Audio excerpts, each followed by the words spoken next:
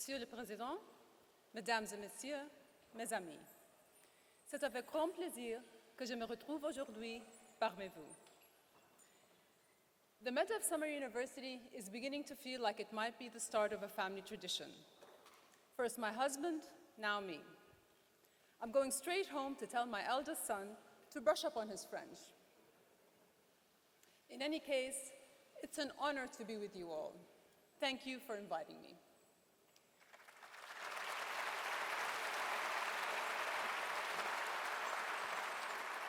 When His Majesty was here in 2008, he praised the special relationship France and Jordan share and the common goals that bind us.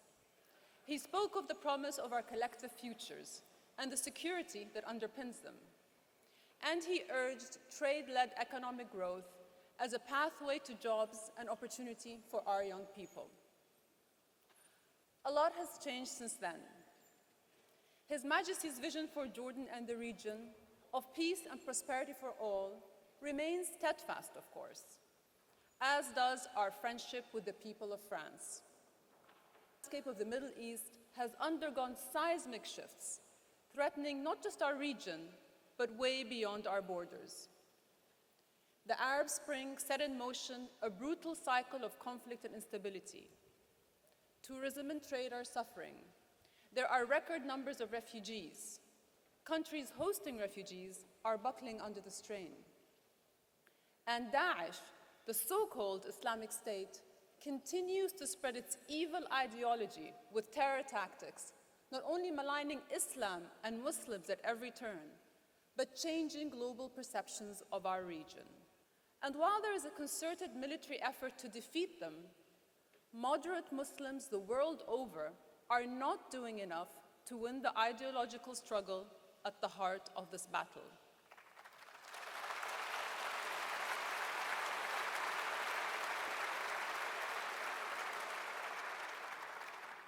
Of course, we're not actively helping Daesh, but we're not actively stopping them either. And we can't stand against them until we, as Muslims, agree on what we stand for. And we won't agree on anything, honest and, yes, difficult dialogue about what Islam is, who Muslims are, and how we tackle this extremist ideology growing on the fringes of our peaceful and compassionate faith. Meanwhile, Daesh is busy achieving its short-term and long-term goals.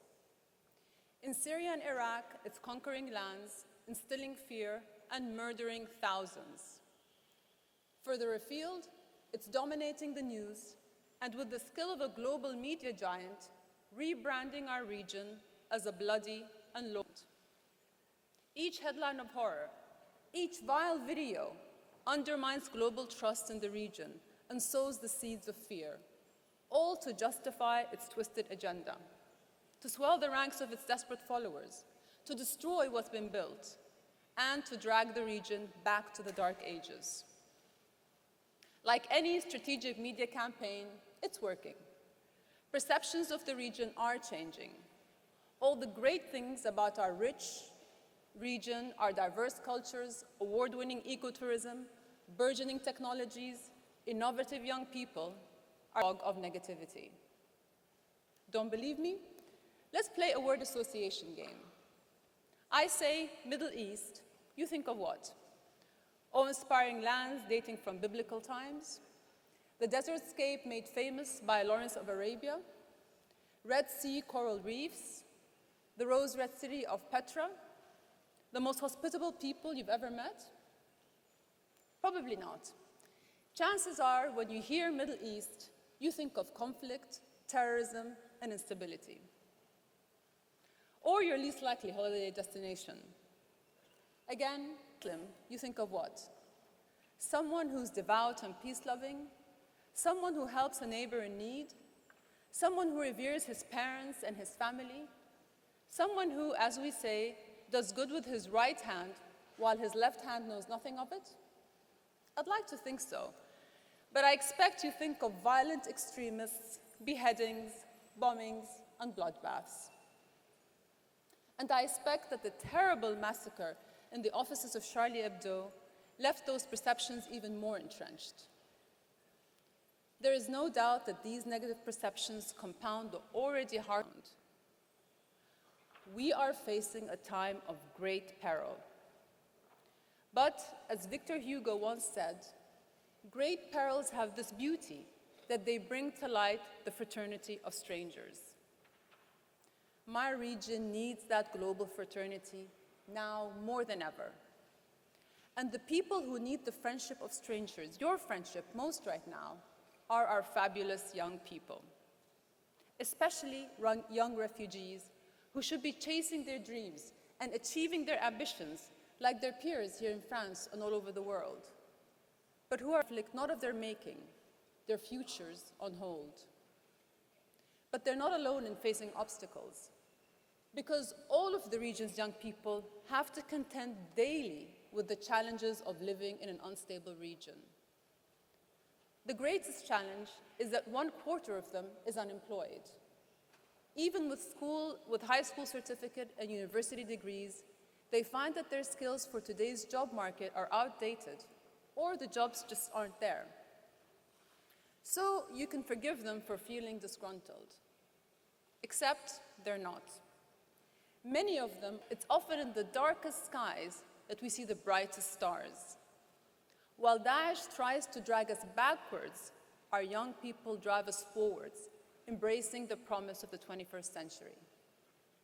Hungry for success and eager to leverage the new digital landscape, many young Arabs are starting their own businesses. Companies such as B-Labs, a Jordanian gaming company whose war game, Ship, was ranked best new app on Apple's App Store. Or Gaza's Maryam Abu Tawi. Her app, Wasilni, echoes services like Lyft. Or Clear Day, the weather app in the world, developed by Egypt's own Amr Ramadan. And these bright stars are not alone. Recent studies estimate that between 2005 and 2011, there was an 8-fold increase in startups in the region. This can-do spirit is reflected in this year's Arab Youth Survey, which shows that 2 in 5 of our fabulous young people, that's 39%, intend to start their own businesses in the next 5 years. Great news.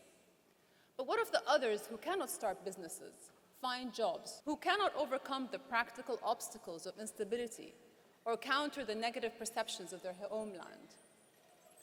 For our young people to be truly fabulous and to realize fabulous futures, they need 3 things: education, opportunities, and jobs. And I'm going to add a 4th. They need a little bit of luck too, someone to believe in them. Hands down, the best start in life for every child is education. So in Jordan, we're reforming our education system at every level, including investing in teachers and technologies. Last year, I launched Idrak, an initiative to bring massive open online courses in Arabic to our region. And the reaction has been fantastic.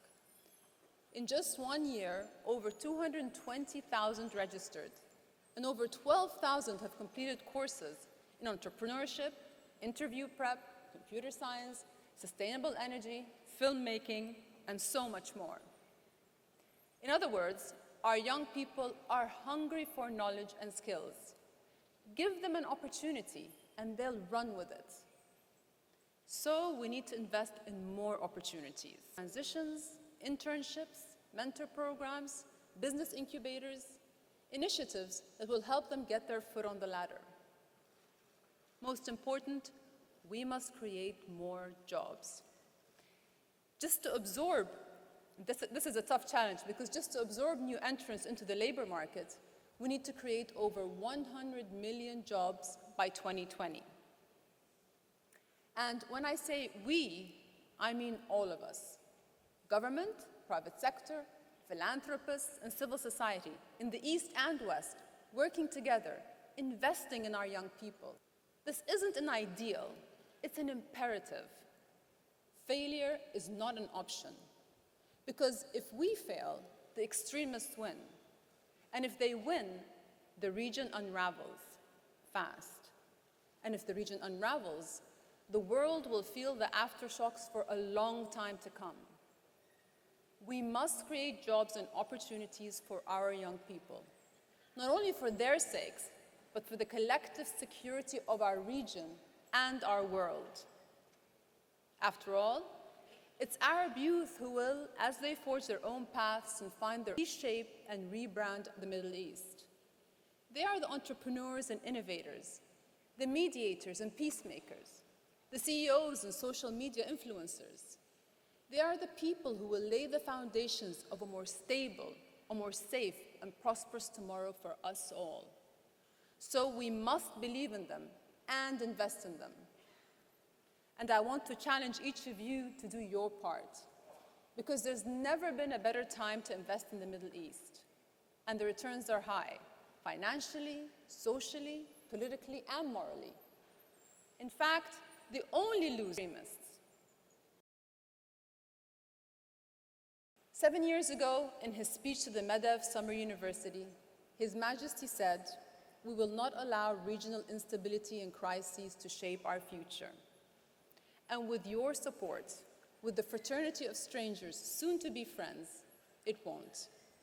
Rather, our fabulous young people will be torchbearers of a brave new Middle East. Thank you all.